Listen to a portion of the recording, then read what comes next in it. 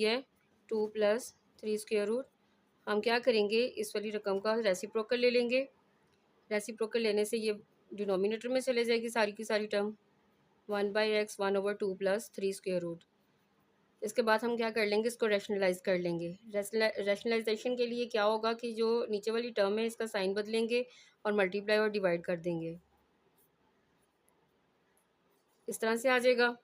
ऊपर वाली रकम को ऊपर वाली रकम के साथ मल्टीप्लाई किया, 2 - 3 स्क्वायर रूट ओवर नीचे जो है यहाँ पे फार्मूला अप्लाई हो रहा है, a square minus b square is equal to a minus b over into a plus b का।